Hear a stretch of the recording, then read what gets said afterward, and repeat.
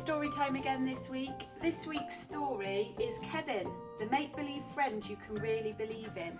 And it's all about a little boy, Sid, who decides to blame Kevin for things that he's done wrong. Let's see what happens. This is Sid, and this is his mum. And this is the reason they're looking so glum. Sid's dinner was up on the table before, but now it's upside down on the floor. This isn't the first time that Sid's been in trouble.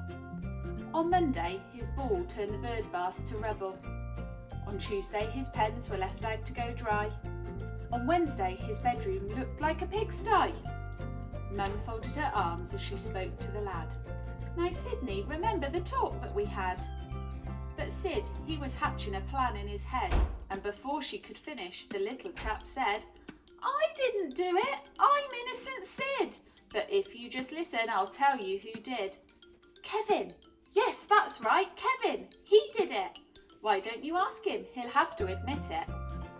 Mum was confused as she looked at the chair.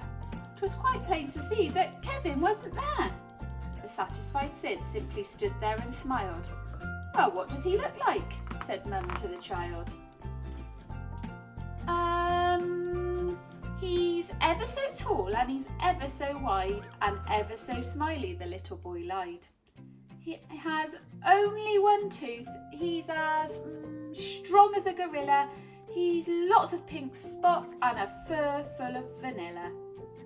Whenever I'm down with that sad, lonely feeling, he comes down to stay through the hatch in my ceiling. He's kind, but he's clumsy, and that, I'm afraid, is why he's to blame for the mess that's been made. Mum rolled her eyes, and her cheeks went bright red. That's enough, Sydney. Now please go to your bed, and have a good think, 'cause these fibs have to end. You must not blame your mess on your make-believe friend. Grumpily, Sid made his way back up the stairs and put on his PJs, the ones with the bears. He sat in the darkness, his mood not improving, when slowly the door to the hatch started moving. Suddenly, light flooded in through the chink, which Sid could have sworn was vanilla and pink. Excited and nervous, all at the same time, he took a deep breath and he started to climb. When he got to the top, what a sight to behold! Just look at that sky, what a fine shade of gold.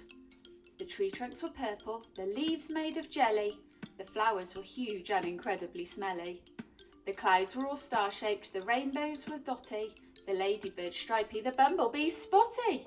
The grass was a carpet of mint green and yellow. And who's this familiar sort of fellow? Kevin? You're Kevin, said Sid with a squeal. I cannot believe that you're actually real. You're just like my drawing, no need to pretend. We'll play every day, you can be my best friend. Kevin just smiled and took Sid by the hand, and they started to walk through the magical land. They passed lots of beasties that looked pretty silly, some hairy, some slimy, some leggy, some frilly.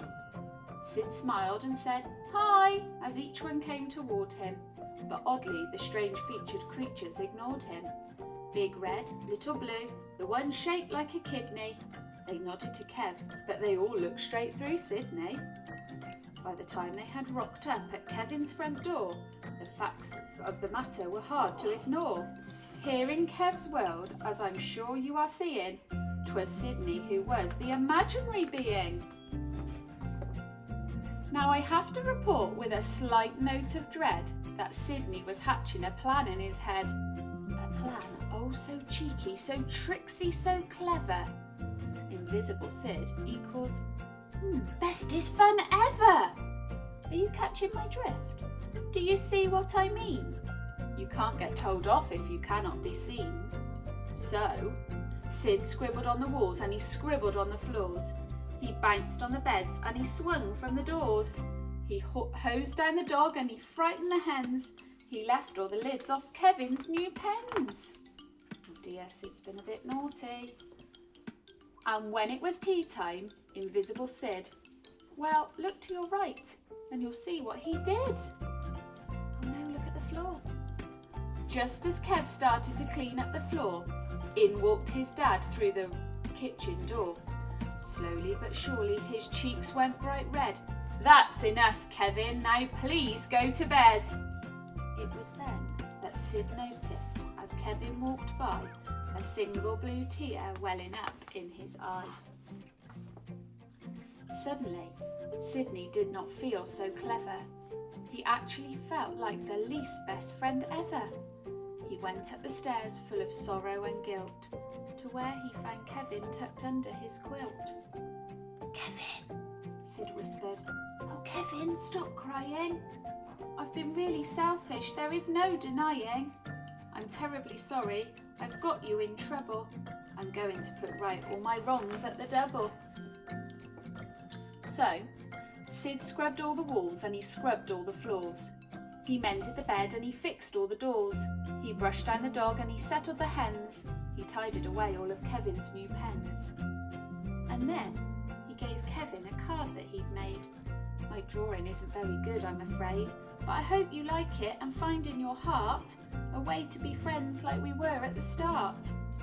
Kevin just smiled and he gave Sid a cuddle, and there they both stood in a big teardrop puddle. Kevin showed Sid the way back to the hatch. They said their goodbyes as Sid unhooked the latch. But before he went down, a reformed Sydney Gibbons collected some flowers and tied them with ribbons. Back in his room, Sydney got himself dressed, then ran down the stairs, flowers clutched to his chest. He dashed through the house from one room to another. At last, in the kitchen, our Sid found his mother. "Mum, I'm so sorry for causing such trouble. I am the one who turned the bird bath to rubble. I messed up my room and I ruined my pens. I should not blame it all on my innocent friends." Then Sydney gave her the beautiful posy, and Mum was so happy and her cheeks were all rosy. Now this is Sid Gibbons and this is his mum. And there on the slides our invisible chum. Since Sid learned his lesson and stopped blaming others, Kevin and him have been closer than brothers. I wonder if you have a make-believe friend, an invisible pal upon whom you depend. If no one believes you, don't grumble or moan, 'cause one thing's for certain, you're not on your own. I hope you enjoyed our story this week. I can't wait to read you one again this time next week. See you soon.